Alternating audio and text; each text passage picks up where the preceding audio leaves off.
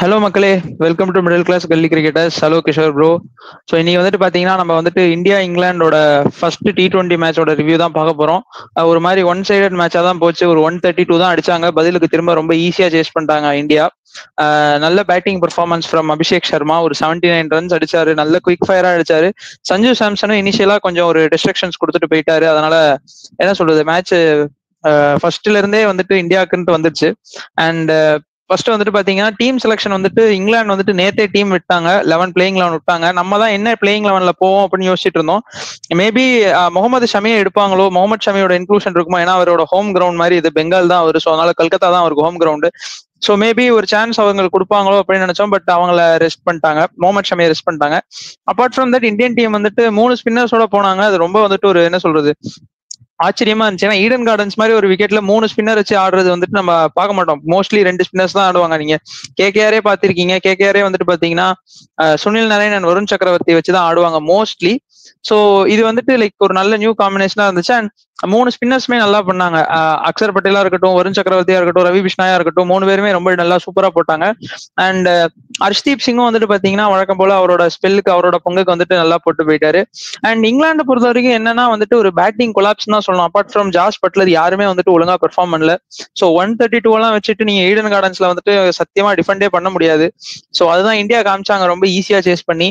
And என்ன சொல்றது, like ஒரு மாதிரி டீம் நல்லா செட் ஆயிருக்கு. சொல்லுங்க கிஷோர் ப்ரோ, என்ன நினைக்கிறீங்க, எப்படி இருந்துச்சு இந்த மேட்ச்? மேட்ச் பொறுத்த வரைக்கும் நீங்க சொன்ன மாதிரி தான் ஒன் சைடா போயிருச்சு.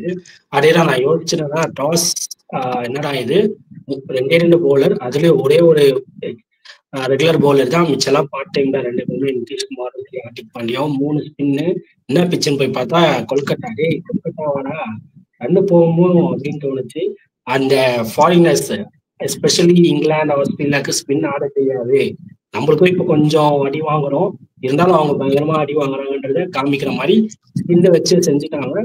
கூட அர்ஜென்டிக்கும் ஒரு எக்ஸ்ட்ரானரி பவுலிங் போட்டாரு. அதே மாதிரி பேட்டிங் கொலாப்ஸ் தான் சொல்லணும்.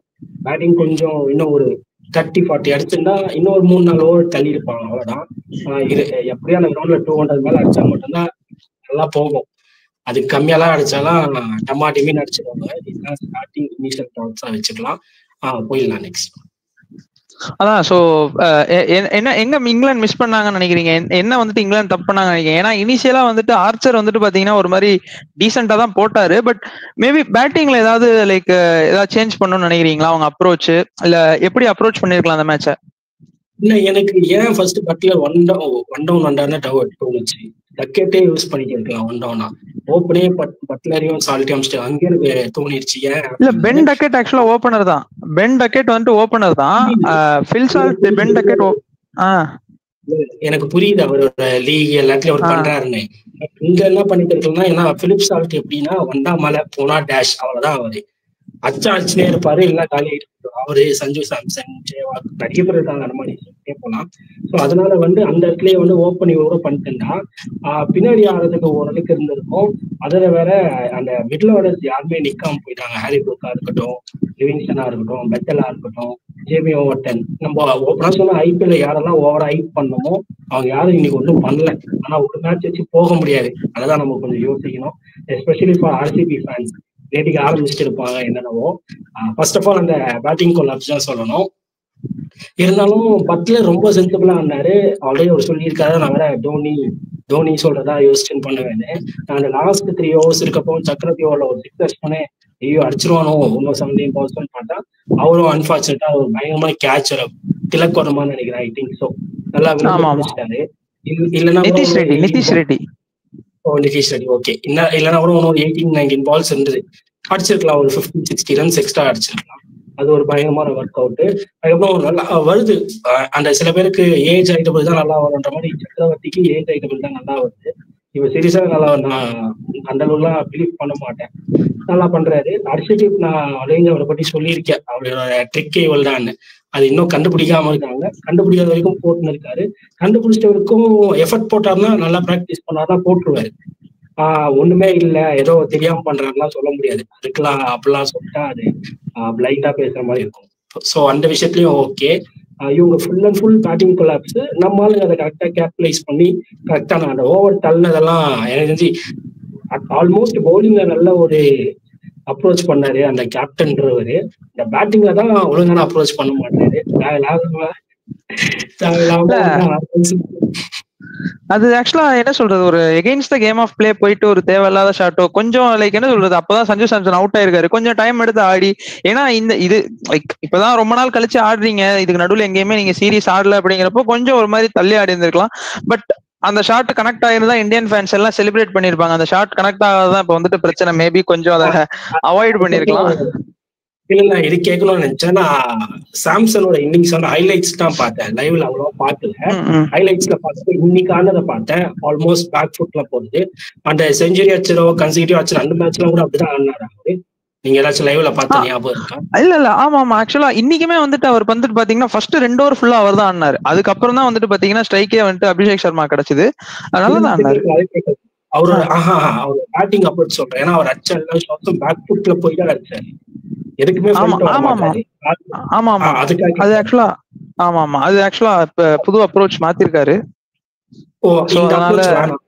இல்ல அது வேணாம். ஏன்னா வேணாம், அது பேட் பவுலர்ஸ் ரீட் பண்ணுவாங்க, உங்களுக்கே தெரியும். ஏன்னா பால் வரதுக்கு முன்னாடி நம்ம பின்னாடி போய் ஆகணும். நம்ம பின்னாடி போய் இப்ப மார்க்குட் ஒரு பால் போட்டாரு, அவர் 6 பால் பயங்கரமா போட்டு காமிச்சிட்டாரு சொல்லணும். இல்ல ஆக்சுவலா எதனால அவர் பேக் ஃபுட்ல ஆடினார்னா, அவர் கடைசியா ஆடின T20s பாத்தீங்கன்னா சவுத் ஆப்பிரிக்காவோட, அதுவும் பவுன்சி ட்ராக் பிளஸ் ஈடன் கார்டன்ஸ்மே வந்துட்டு பாத்தீங்கன்னா உங்களுக்கு அந்த ஒரு பவுன்ஸ் கிடைக்குங்கிறனால ஒரு மாதிரி பேக் ஃபுட்டடா தான் ஆடினாரு. பட் அவர் ஆக்சுவலா பேக் ஃபுட்டட் பிளேயர் கிடையாது. அதுதான் அபிஷேக் சர்மா ஆட்டாரு பண்ண நேச்சுரலா, நம்ம நேச்சுரலா ஆடிட்டோம்ன்றேன். எனக்கு அது மட்டும் தான் தோணுச்சு. சொல்லுங்க. அதான் ஆக்சுவலா அவுட் ஆனதுமே வந்துட்டு கொஞ்சம் தேவையில்லாம இது பண்ணி தான் அவுட் ஆனார். மேபி நின்று இருக்கலாம், அதுவுமே ஒரு இதுதான். பட் என்ன சொல்றது, ஒரு மாதிரி ஆக்சுவலா அவர் ஒரு பாசிட்டிவ் அப்ரோச் கொண்டு வராரு. மேபி கோயிங் ஆன் வந்துட்டு கண்டிப்பா அவரை கன்சிடர் பண்ணுவாங்க இனிமே. லைக் ஓப்பனிங் சஞ்சு சாம்சனே இருக்கிறதுக்கு கண்டிப்பா கன்சிடர் பண்ணுவாங்க. அண்ட் ஆக்சுவலா குட் டாஸ் டு வின். நான் வந்துட்டு ஆக்சுவலா எனக்கு என்ன ஒண்ணு வருத்தமா இருக்குன்னா, ஈடன் கார்டன்ஸ்லயே வந்துட்டு 132 தான் வருதுன்னா அடுத்த மேட்ச் சேப்பாக்கத்துல நடக்க போகுது. சோ அங்க வந்துட்டு இதே மாதிரி 3 ஸ்பின்னர்லாம் ஆடினாங்கன்னா 110 120 தான் வருமோன்ட்டு பயமா இருக்கு. பட் இங்கிலாந்து வந்துட்டு லிட்டரலாவே வந்துட்டு பாத்தீங்கன்னா ஒரு மாதிரி அவங்க அந்த ஒரு பேஸ் பால் அப்ரோச்ங்கிறத கொண்டு வந்து எல்லா ஷாட்டுமே வந்துட்டு பாத்தீங்கன்னா அவங்க அவுட் ஆன எல்லாமே ரேஷ் ஷாட் தான். ஒரு இறங்கி வந்து அடிக்கிறதா இருக்கட்டும், இல்ல வந்துட்டு ஒரு மிஸ்டேக் ஆகிறதா இருக்கட்டும், அவங்களுக்கு டெஸ்பரேஷனா இருக்கு. அவங்களுக்கு ஒரு 2 பால் லைக் வெயிட் பண்ணி ஆட முடியல. வேற அபிஷேக் சர்மா வந்துட்டு பாத்தீங்கன்னா டைம் எடுத்து ஆடினாரு, அதனாலதான் அந்த பிக் ஸ்கோர் கிடைச்சது. பட்லருமே அதான் பண்ணாரு. அங்கதான் ஆக்சுவலா இங்கிலாந்து பிளேயர்ஸ் லேக் ஆயிட்டாங்கன்னு நினைக்கிறேன். கொஞ்சம் டைம் எடுத்து இருந்திருக்கலாம். என்ன சொல்றது, ஒரு 2-3 ஓவர் தள்ளிட்டு அதுக்கப்புறம் அடிக்க பார்த்துருந்துருக்கலாம். ஸோ நீங்க அதான் சொன்னீங்க, ஒரே மேட்சை வச்சு நம்ம இது பண்ணக்கூடாதுன்னு. ஸோ ஆர்சிபி ஃபேன்ஸ் வெயிட் மாடுதாவ், கண்டிப்பா வந்துட்டு அடுத்த 2 மேட்ச் இருக்கு. அடுத்த மேட்ச் வந்துட்டு கண்டிப்பா ஏதாவது பெர்ஃபார்ம் பண்ணுவாங்க. ஒரு மேட்சை வச்சு இது பண்ணிடாதீங்க. அண்ட் ஆக்சுவலா நம்ம வந்துட்டு பாத்தீங்கன்னா அந்த டீம்ல எடுத்து பாத்தீங்கன்னாவே ஒரு ஹாரி ப்ரூக்கா இருக்கட்டும், லிவிங்ஸ்டனா இருக்கட்டும், and Jacob Bethel, Jaime Orton 4 பேருமே இருக்கட்டும், அந்த ஒரு கேமை வந்துட்டு எடுத்துட்டு போற பிளேயர்ஸ் கிடையாது. வேற ஒரு சூரியகுமார் யாதவ் மாதிரி ஒரு பிளேயர், ஒரு அக்சர் பட்டேல் மாதிரி ஒரு like who can play good shots, அந்த கவர் டிரைவ் ஸ்ட்ரெயிட் டிரைவும் அடிக்க முடியும், அந்த மாதிரி பிளேஸ் கிடையாது. அவங்க எல்லாமே வந்து பாத்தீங்கன்னா ஹிட் ஆர் மிஸ் தான். நம்ம ஃபில் சால்ட்டே ஆக்சுவலா அந்த ஒரு இதுல கொண்டு வரும், அங்கதான் அவங்களுக்கு லேக் ஆகுது. பென் டக்கெட், ஜாஸ் பட்லர் இந்த ஸ்குவாட்ல இருந்து எடுத்துட்டீங்கன்னா எல்லாமே ஹார்ட் ஹிட்டர்ஸ். ஒரு T10 ஆடுறதுக்கு இந்த டீமை வச்சு விளையாடலாம். பட் T20 கொஞ்சம் டைம் எடுத்து ஆடணும் அப்படிங்கிறப்பதான் வந்துட்டு இந்த டாக்டிக் வந்துட்டு மிஸ் பண்ணிட்டாங்கன்னு நினைக்கிறேன். இந்தியாவை பொறுத்த வரைக்கும் என்ன சொல்றது, பேசுறதுக்கு எதுவுமே இல்லை. எல்லா பாக்ஸும் எல்லா செக் பாக்ஸும் டிக் பண்ணிட்டாங்க. ஹர்திக் பாண்டியா மட்டும் கொஞ்சம் என்ன சொல்றது 4 overs 42 எக்ஸ்பென்சிவா போயிட்டாரு. அப்பார்ட் ஃப்ரம் தட் வந்துட்டு எதுவுமே இல்லை. ஸோ நீங்க என்ன நினைக்கிறீங்க, இந்த மேட்சோட ஃபைனல் தாட் சொல்லுங்க, நம்ம அப்படியே அடுத்த மேட்சை பத்தி சும்மா லைட்டா டச் பண்ணிடலாம். ஃபர்ஸ்ட் ஆஃப் ஆல் நீங்க சொன்ன மாதிரிதான். பட் வந்து என்ன ஆயிடுச்சுன்னா 120 பால்ஸ் ரொம்ப கம்மி நினைச்சிட்டாங்க எல்லாருமே. 120ன்றது வந்து ரொம்ப கம்மி. 120 வந்து கண்ணு முடி தொடர்றதுல முடிஞ்சதுன்னு முதல்ல முடிவு பண்ணிட்டாங்க. அதனாலதான் அந்த ஹிட்டிங்க்கு போடுது. ஏன்னா ஆளுக்கு 20 பால் ஆடினாலே 120 பால் ஆடணும்டா, அட்லீஸ்ட் 10 பால் ஆனாலும் 120 பால் ஆனதான் அது எப்பயுமே யோசிக்கிறாங்க.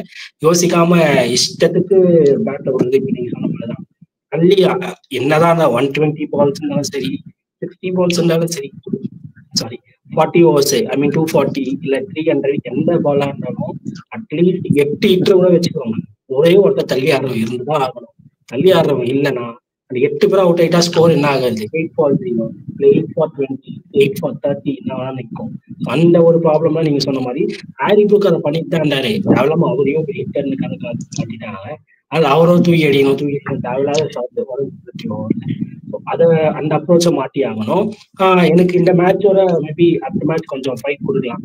மேபி டாஸ் வின் பண்ணி இந்தியா ஆட வச்சிருவாங்க. ஆட வச்சு அவங்ககிட்டயும் உண்மையா பெஸ்ட் ஸ்பின்னர் இருக்காங்க, அடிக்கிறதுக்கு குறைய சொல்ல முடியாது. நீங்க டேர்ன் பண்ணா நாங்க டேர்ன் பண்ணுவேண்டா அப்படின்ற மாதிரி 4 ஓவர் போடுவாரு. ஏதோ பெட்டர்லாம் நல்ல பயங்கரமான எக்ஸ்ட்ராடனரி ஸ்பின்னர்ன்றாங்க. லிவிங்ஸ்டன் 2 கை சுத்தி சுத்தி போடுவாரு. ஸோ ஒரு டஃப் கொடுத்து பெரிய ஸ்கோர் கம்மி ஸ்கோர்ல புடிச்சு மேபி சேஸ் பண்ணலாம், பண்ணாமையும் போகலாம். இந்த மேட்சோட எனக்கு ரொம்ப இம்ப்ரெஸ் பண்ண விஷயம் 2 விஷயம் தான். இந்த பவுலிங் எக்கனாமில பாக்குறப்போ ஃபர்ஸ்ட் எக்கனாமி போறது வந்து அர்ஷதீப். அதுக்கப்புறம் நான் ரொம்ப பேக் பண்ண ஒரு பிளேயர். ஆனா இந்த ஒரு மேட்ச் வச்சு நான் சொல்ல மாட்டேன். இன்னும் 2 மேட்ச் அந்த பையன் பண்ணிட்டோம். அதுக்கப்புறம் நான் வந்து பேசுறேன். ஆர்ச்சர் அப்படியே திணற விட்டார். நான் அவரால் தான் நான் போய் பார்க்கவே பார்த்தேன். இந்தியா அவங்க இன்னிங்ஸும் சும்மா போயிட்டு விக்கெட்ஸை மட்டும் பார்க்கறதோ சும்மா அப்படி இப்படி பார்த்தேன். திடீர்னு ஃபர்ஸ்ட் ஓவர் பார்த்தா 5 டாட் லாஸ்ட் பால் சிங்கிள்னு பார்த்தோம்னா டே ஏதோ பண்றான் போல இருக்கேன். சீரியஸா இதுதான் நான் சொன்னேன். அவருக்கு கை வந்து அந்த இன்ஜூரில இருந்து வெளியே வந்துட்டாருன்னா ரொம்ப கஷ்டம். அவரு ரபாடா, நம்ம ஷமி, இன்னும் சில பேர் இருக்காங்க, ஏன் பும்ரா, சில பேர் இருக்காங்க. அவங்க எல்லாம் அந்த இன்ஜுரி மிஸ் அவுட் பண்ணி அந்த கை வந்துருச்சுன்னா அவங்க சென்ட்ராஸை கையில பிடிக்காத முடியாதுன்ற மாதிரி கணக்கு. கண்டிப்பா. ஏன்னா ஆர்ச்சர் வந்துட்டு பாத்தீங்கன்னா pick of the bowlers today வந்துட்டு 4 ஓவர் 21 ரன் 2 விக்கெட். பாத்தீங்கன்னா 5 எக்கானமி. மேபி இன்னொரு ஒரு என்ன சொல்றது ஒரு 40 ரன் எக்ஸ்ட்ரா அடிச்சிருந்தாங்கன்னா மேபி ஆர்ச்சரை கொஞ்சம் ப்ரொடெக்ட் பண்ணி கடைசியில வந்துட்டு கொஞ்சம் இது டஃப் ஃபைட் கொடுத்துருக்கலாம். ஏன்னா 4 ஓவர்ல 21 ரன் 2 விக்கெட். இந்த 132 சேஸ் பண்ணும்போது அவர் மட்டும் தனியா தெரியறதுனா கண்டிப்பா அவர்கிட்ட எஃபெக்டிவா இருந்திருக்கு. மேபி கூட ஒரு கஸ் அட்கின்சனோ ஒரு மார்க் வுட்டோ யாரோ ஒருத்தவங்க கொஞ்சம் கம்பெனி கொடுத்துதான் நல்லா இருந்திருக்கும். பிளஸ் அவங்க ஸ்பின்னுமே வந்துட்டு ஒர்க் ஆகல. ஸ்பின்னுமே வந்துட்டு அடில் ரசீதையும் அடிச்சிட்டாங்க. ஆமா, இல்ல செகண்ட் ஓவர் வந்து 22 போட்டு போயிட்டாரு. ஆமா, 22 போடாம 4-5 போடனா மேட்ச் கொஞ்சம் டஃபா போயிருக்கும். ஜெயிப்பாங்கன்றது ரொம்ப அது ப்ராபபிலிட்டிலே வராது. மேட்ச் ஒரு டஃபா வச்சு போயிருக்கும். சரி, ஓகே போடுறாரா அப்படின்ற மாதிரி. பட் கன்ஃபார்மா இந்த பக்கம் அவரை பார்த்தாலும் நம்ம சைட்ல கண்டிப்பா பண்ணிட்டாங்க. இவரு அப்சர்வ் பண்ணிட்டாரு, சக்கரவர்த்தி பண்ணிட்டாரு, அப்புறம் அக்ஷர் பட்டேல் கிருஷ்ணாவும் போட்டிருக்காரு. பேட்டிங்ல டமாட்டின்னு அடிச்சிட்டாங்க. அதுல இன்னைக்கு மேட்ச்ல பெஸ்ட்னா சாம்சனும் சரி, சாம்சன் மார்க்வுட் ஓவர்ல அட்கின்சன் ஓவர்ல பேக்வர்ட் பாயிண்ட்ல ஒரு 6 அடிச்சதும், அபிஷேக் சர்மா ஒரு அதே பேக்வர்ட் பாயிண்ட்ல மார்க்வுட் 152ல போடுறப்போ ஒரு 6. அதுதான் எக்ஸ்ட்ரானரி. அதுக்கப்புறம் நீங்க என்ன ஸ்பின்ல என்ன வேணா அடிக்கலாம், எங்க வேணா அடிக்கலாம். பேக்வர்ட் பாயிண்ட்லாம் மாறி போட்டா எல்லாம் என்னடா எப்படா இப்படிலாம் ஆடுவீங்களா, இன்னும் கொஞ்சம் முன்னாடியே வந்திருக்கலாமே. நான் கொஞ்சம் கொஞ்சம் முன்னாடியே பிறந்திருக்கலாமே. நீங்களா லேட்டா போனாலும் நீங்க வந்திருக்கீங்க, முன்னாடியே இருந்தா நாங்க 90s கிட்டுக்கு பாத்துருப்போம் உங்கன்ற மாதிரி அந்த ஷார்ட்ஸ் தான் வேலை இருந்தது. கண்டிப்பா பேக்வர்ட்ல 6 அடிக்கிறாங்க. அந்த ரீஜன்ல 6 அடிக்கிறாங்கன்னா எவ்வளவு கான்பிடன்ஸ் அவங்களுக்கு வந்திருக்கும். அதுக்கப்புறம் ஸ்பின்னர் எல்லாம் போட்டா சும்மா அப்படியே பால் ஃபுட்பால் மாதிரி தெரிஞ்சிருக்கும், ஈஸியா ஆட்டாங்க. So coming on to next match வந்துட்டு சேப்பாக்ல ஆட போறாங்க. என்ன நினைக்கிறீங்க? டீம்ல ஏதாவது சேஞ்ச் பண்ணுவாங்கன்னு நினைக்கிறீங்களா, இல்ல they will go with same 11 நினைக்கிறீங்களா? இங்கிலாந்துல இன்னும் 4 பேர் யாருன்னு தெரிஞ்சாங்க. 2 டீம் இல்ல இங்கிலாந்துல வந்துட்டு இன்னொரு Saqib Mahmood, Brydon Carse, Jamie Smith, Rehan Ahmed. யாரையும் மாட்ட மாட்டாங்க. மோஸ்ட் ப்ராபபிலி இதே ஓவர்டனை மறந்துட்டு பிரைடன் கார்ஸை ட்ரை பண்ணலாம். 2 பேரும் ஈக்குவலான ஒரே மாதிரி ஆல்மோஸ்ட். பட் ஆனா பிரைடன் கார்ஸ் வந்துட்டு பெரிய பேட்ஸ்மேன் இல்ல. மேபி பேட்டிங் தேவைப்படும். சும்மா பவுலிங் ஆல்ரவுண்டர்.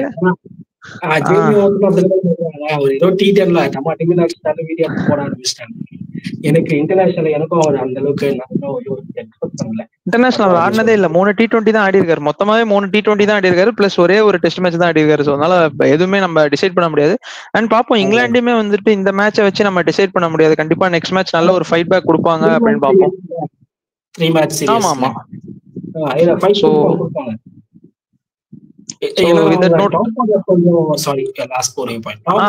சொல்லுங்க ப்ளீஸ்.